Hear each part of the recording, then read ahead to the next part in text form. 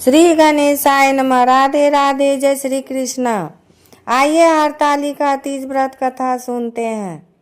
सूत जी कहते हैं, मंदार की माला से जिन पार्वती जी का केश पास अलंकृत है और मुंडों की माला से जिन शिव जी की जटा अलंकृत है, जो पार्वती जी दिव्य वस्त्र धारण की है और जो शिव जी दिगंबर है, ऐसी श्री पार्वती जी तथा शिव जी को प्रणाम करता हूँ।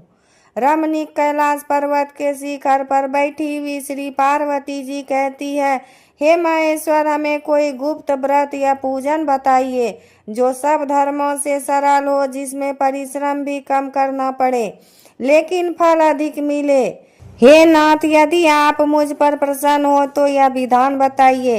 हे प्रभु, किस तप, व्रत या दान से आदि मध्य और अंत रहित आप जैसे महाप्रभु हमको प्राप्त हुए हैं। शिव जी बोले, हे देवी सुनो, मैं तुमको एक व्रत जो मेरा सर्वस्व और छिपाने योग्य है, लेकिन तुम्हारे प्रेम के वशीभूत होकर मैं तुम्हें बताता हूँ।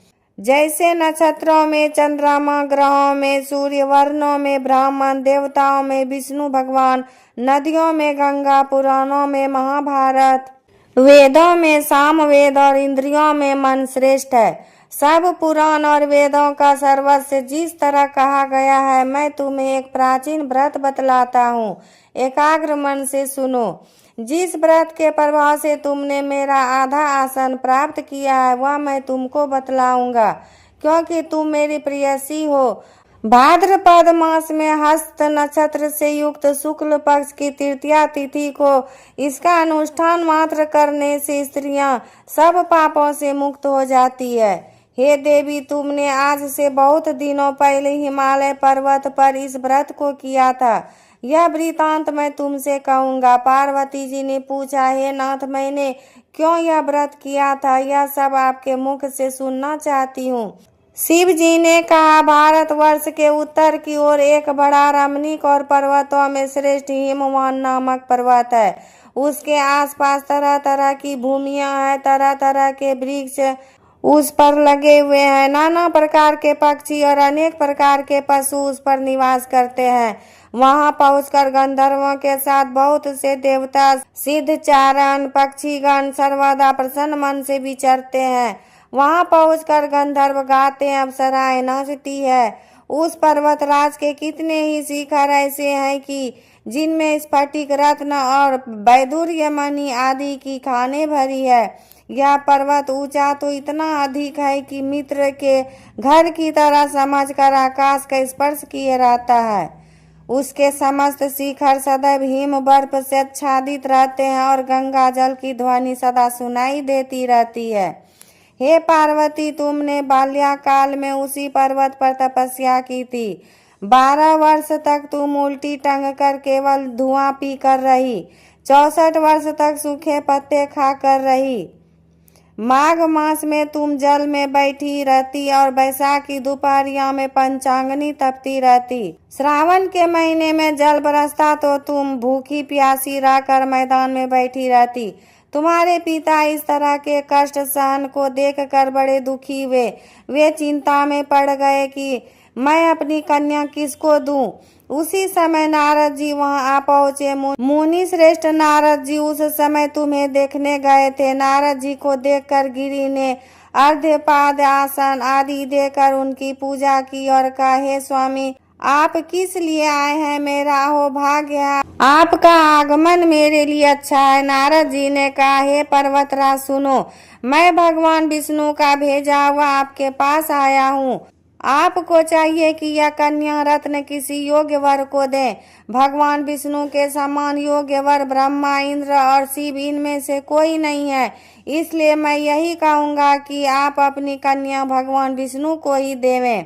हिमवान ने कहा, भगवान विष्णु स्वयं मेरी कन्या ले रहे हैं और आप यह संदेश लेकर आए हैं तो मैं उन्हें अपनी कन्या दूंगा। हिमवान की इतनी बात सुनकर मुनिराज नारद आकाश में विलीन हो गए। वे पीताम्बर, शंख, चक्र और गदाधारी भगवान विष्णु के पास पहुँचे। वहां हाथ जोड़कर नारद जी ने भगवान विष्णु से कहा, हे देव सुनिए, मैंने आपका विवाह पक्का कर दिया उधर ही मुआ ने पार्वती के पास जाकर कहा कि हे पुत्री, मैंने तुम्हें भगवान विष्णु को दे डाला। तब पिता की बात सुनकर तुम बिना उत्तर दिए ही अपनी सखी के घर चली गई। वहीं जमीन पर पड़कर तुम दुखी होती हुई विलाप करने लगी। तुमको इस तरह विलाप करते देख एक सखी ने पास आकर कहा, देवी तुम क्यों इतनी दुखी हो, इसका कारण बताओ। तुम्हारी जो कुछ इच्छा होगी मैं यथाशक्ति उसको पूरा करने की चेष्टा करूंगी, इसमें कोई संशय नहीं है। पार्वती बोली, मेरी जो कुछ अभिलाषा है उसे तुम प्रेम पूर्वक सुनो। मैं एकमात्र शिव जी को अपना पति बनाना चाहती हूँ, इसमें कुछ भी संशय नहीं है। मेरे इस विचार को पिताजी ने ठुकरा दिया है, इससे मैं अपने शरीर को त्याग दूंगी। पार्वती की इस बात को सुनकर सखियों ने कहा कि शरीर का त्याग न करो, चलो किसी ऐसे वन को चले जहाँ पिता को पता न लगे। ऐसी सलाह कर तुम वैसे वन में जा पहुंची। उधर तुम्हारे पिता घर घर तुम्हें खोजने लगे, दूतों द्वारा भी खबर लेने लगे कि कौन देवता या किन्नर मेरी पुत्री को हर ले गया है। उन्होंने मन ही मन कहा, मैं नारद जी के आगे प्रतिज्ञा कर चुका हूँ कि अपनी पुत्री भगवान विष्णु को दूंगा। ऐसा सोचते सोचते ही मुअन मूर्छित हो गए। गिरिराज को मूर्छित देखकर सब लोग हाहाकार करते दौड़ पड़े। जब होश हुआ तो सब पूछने लगे कि गिरिराज आप अपनी मूर्छा का कारण बताइए। हिमवान ने कहा, आप लोग मेरे दुख का कारण सुने, न मालूम कौन मेरी कन्या को हर ले गया है। ऐसा नहीं हुआ तो उसे किसी काले सांप ने काट लिया या सिंह खा गए होंगे। हाय हाय मेरी बेटी कहाँ गई, किसी दुष्ट ने मेरी पुत्री को मार डाला। ऐसा कहा वे वायु के झोंके से कांपते हुए वृक्ष के समान कांपने लगे। इसके बाद ही मोहन तुम्हें वन वन खोजने लगे। वह वन भी सिंह भालू हिंसक जंतुओं से बड़ा भयानक हो रहा था। तुम भी अपनी सखियों के साथ उस भयानक वन में चलती चलती एक ऐसे जगह जा पहुंची जहाँ एक नदी बह रही थी। उसके रमणीय तट पर एक बड़ी सी कंदरा थी।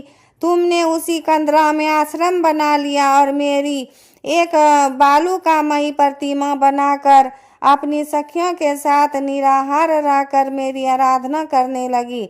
जब भाद्रपद शुक्ल पक्ष की हस्तयुक्त तृतीया तिथि प्राप्त हुई तब तुमने मेरा विधिवत पूजन किया और रात भर जग कर गीत वाद्यादि से मुझे प्रसन्न करने में बिताया।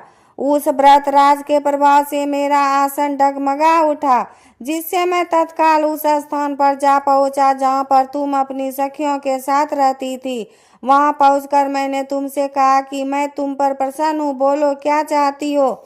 तुमने कहा, मेरे देवता यदि आप मेरे ऊपर प्रसन्न है तो मेरे पति बने। मेरे तथास्तु कहकर कैलाश पर्वत पर वापस आने पर तुमने वह प्रतिमा नदी में प्रवाहित कर दी और सखियों के साथ उस महाव्रत का पारण किया। हिमवान भी तब तक उस वन में तुम्हें खोजते हुए आ पहुंचे। चारों दिशाओं में तुम्हारी खोज करते करते वे व्याकुल हो चुके थे, इसलिए तुम्हारे आश्रम के समीप पहुंचते ही गिर पड़े। थोड़ी देर बाद उन्होंने नदी के तट पर दो कन्याएं देखी। देखते ही उन्होंने तुम्हें छाती से लगा लिया और बिलख कर रोने लगे। फिर पूछा, पुत्री तुम सिंह व्याघ्र आदि जंतुओं से भरे इस वन में क्यों आ पहुंची। पार्वती ने उत्तर दिया, हे पिताजी, मैंने पहले ही अपने आप को शिव जी के हाथों सौंप दिया था। आपने मेरी बात टाल दी, इससे मैं यहाँ चली आई। हिमवान ने संतावना दिया कि हे पुत्री, मैं तुम्हारी इच्छा के विरुद्ध कुछ न करूँगा। तुम्हें अपने साथ ले घर आए और मेरे साथ तुम्हारा विवाह कर दिए, इसी से तुमने मेरा अर्धासन पाया है। तब से आज तक किसी के सामने मुझे यह व्रत प्रकट करने का अवसर नहीं प्राप्त हुआ। हे देवी, मैं यह बताता हूँ कि इस व्रत का हरतालिका नाम क्यों पड़ा।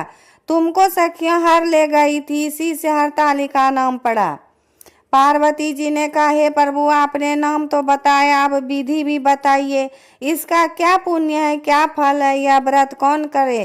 शिव जी पार्वती जी से कहते हैं, हे देवी, मैं स्त्री जाति की भलाई के लिए यह उत्तम व्रत बतलाता हूँ। जो स्त्री अपने सौभाग्य की रक्षा करना चाहती हो वह यत्न पूर्वक इस व्रत को करे। पहले केले के खंभे आदि से सुशोभित एक सुंदर मंडप बनावे, उसमें रंग बिरंगे रेशमी कपड़ों से चंदवा लगाकर चंदन आदि सुगंधित द्रव्यों से वह मंडप लिपवावे।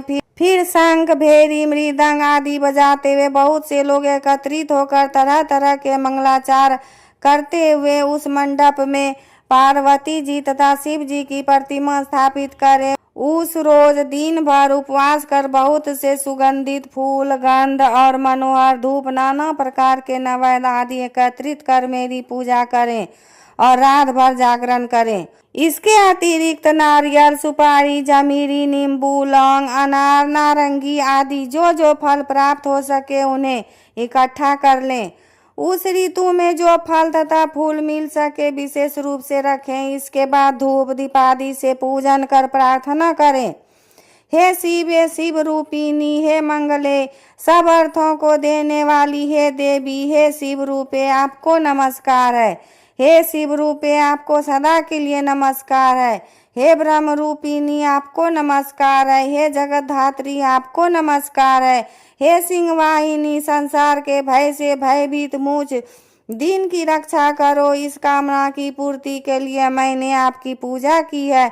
हे पार्वती, मुझे राज और सौभाग्य दे, मुझ पर प्रसन्न होवे। इन्हीं मंत्रों से पार्वती जी तथा शिव जी की पूजा करें। तदंतर विधि पूर्वक कथा सुने और ब्राह्मण को वस्त्र, गौ, स्वर्ण आदि देवें। इस तरह एक चित होकर स्त्री पुरुष दोनों एक साथ पूजन करें। फिर वस्त्र आदि जो कुछ हो उसका संकल्प करें।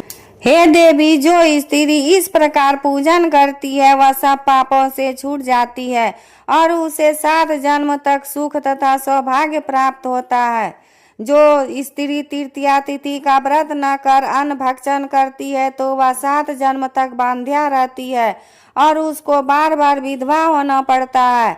वह सदा दरिद्री, पुत्र शोक से शोकाकुल, स्वभाव की लड़ाकी, सदा दुख भोगने वाली होती है और उपवास न करने वाली स्त्री अंत में घोर नरक में जाती है। तीज को अन्न खाने से सुकरी, फल खाने से बंदरिया, पानी पीने से जोंक, दूध पीने से सांपिन, मांसाहार करने से बाघिन, दही खाने से बिल्ली, मिठाई खाने से चींटी और सब खाने से मक्खी होती है। उस रोज सोने से अजगरी और पति को धोखा देने से मुर्गी होती है। इसलिए हर स्त्रियां व्रत अवश्य करें। दूसरे दिन स्वर्ण, चांदी, तांबा अथवा बांस के पात्र में अन्न भरकर ब्राह्मण को दान दें और पारण करें। जो स्त्री इस प्रकार व्रत करती है वह मेरे समान पति पाती है और जब वह मरने लगती है तो तुम्हारे समान उसका रूप हो जाता है। उसे सब प्रकार के सांसारिक भोग और सायुज मुक्ति मिल जाती है। इस हरतालिका तीज की व्रत कथा मात्र सुन लेने से प्राणी को 1000 अश्वमेघ और सैकड़ों वाजपेयी यज्ञ करने का फल प्राप्त होता है। हे देवी, मैंने यह सब व्रतों में उत्तम व्रत बतलाया जिसके करने से प्राणी सब पापों से छूट जाता है, इसमें कोई भी संशय नहीं है। इति हरतालिका तीज व्रत कथा संपूर्ण हुआ। राधे राधे। जय श्री कृष्ण।